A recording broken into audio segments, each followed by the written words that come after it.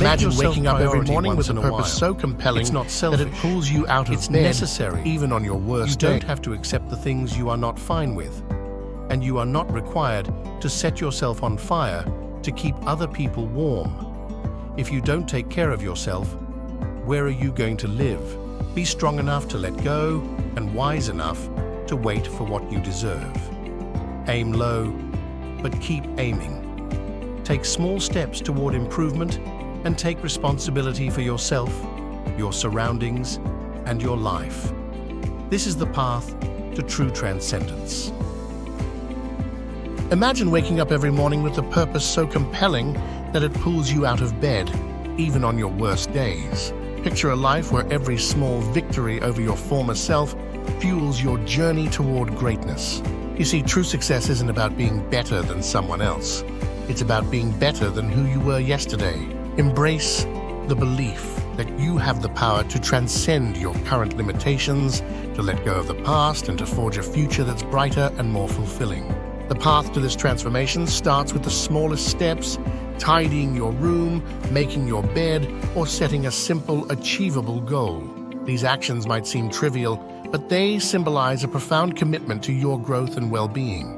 You deserve a life that reflects your highest aspirations. So be strong enough to let go of what no longer serves you and wise enough to wait for what you truly deserve.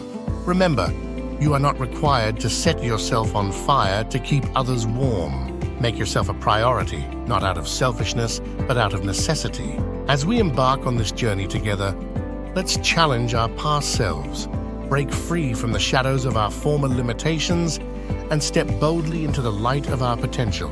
Because when you compete with yourself, you unlock the doors to endless possibilities and create a life of meaning, fulfillment, and unstoppable progress. How to compete with your past achievements. Compare yourself to who you were yesterday, not to who someone else is today. This mindset is essential because you need a clear hierarchy of improvement for yourself. It's crucial to aim for something meaningful. Naturally, you might be less advanced compared to those who have already achieved their goals in that area, which can lead to feelings of envy. So who should you strive to surpass? The answer is simple: your former self. You should always aim to improve upon your past self. This approach is fair because you're competing with someone who has experienced all your personal advantages and disadvantages. Hence, if you want a fair competition, it should be with yourself. Improving yourself means competing against your previous self. This idea is similar to what athletes do when they focus on personal growth. When you ask what your lesser self is, it represents the parts of you that are resentful and bitter, traits that hinder your progress in life. Understanding this is vital, which is why personal responsibility is a recurring theme. Personal responsibility means striving to be slightly better than you were the day before. Improvement should be manageable and realistic, reflecting humility. Instead of comparing yourself to someone else, the right question is, can I be slightly better tomorrow than I am today?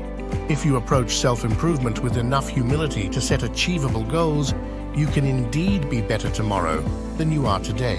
Recognize your flaws and insufficiencies and set realistic targets for improvement based on your current capabilities.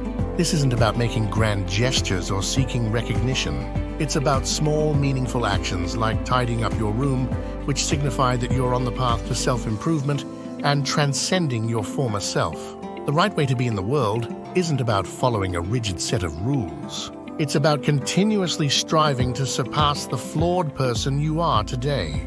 The pursuit of this transcendence brings meaning to life. Despite life's inherent tragedies and difficulties, this continuous effort to improve is where true meaning lies. Life is often tainted by malevolence. No matter how tragic and difficult things are, there's always something or someone that can make it worse. This constant exposure to tragedy, combined with betrayal and malevolence, can make you bitter, especially if it's self-inflicted. To counteract this, you need something meaningful to hold on to. This is why you need to engage in worthwhile activities. By your own definition, you need a reason to get out of bed, even on the worst days, because you have something valuable to accomplish. If you don't take care of yourself, where are you going to live? The best thing you can do is strive to transcend your current wretched and miserable self. There's real meaning to be found in this pursuit, and it's closely tied to responsibility. Life is undeniably hard and filled with malevolence and betrayal, But finding meaning through responsibility can offset this. Where is this meaning found?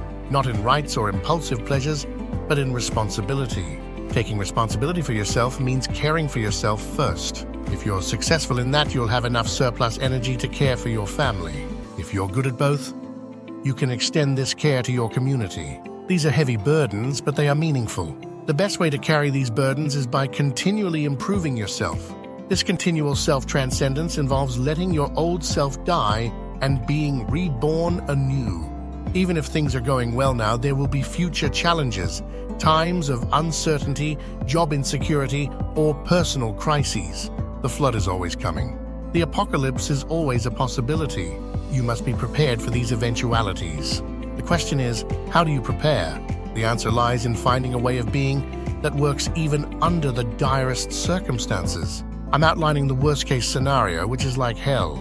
Things go badly, often due to chance or the foolish actions of others, and sometimes our own mistakes exacerbate the situation. Under these conditions, you still have the possibility to slowly lift yourself out of the mire. Like a fighter who analyzes his defeat to improve, you must take stock of what went wrong and find ways to improve for the future. This is the right attitude. In the Old Testament, the Jews often faced immense challenges, but their response was never to curse fate. Instead, they assumed that if things weren't working out, it was their fault.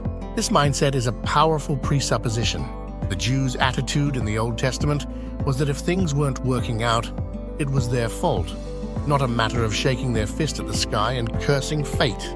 This assumption is powerful because it focuses on personal responsibility and self-improvement.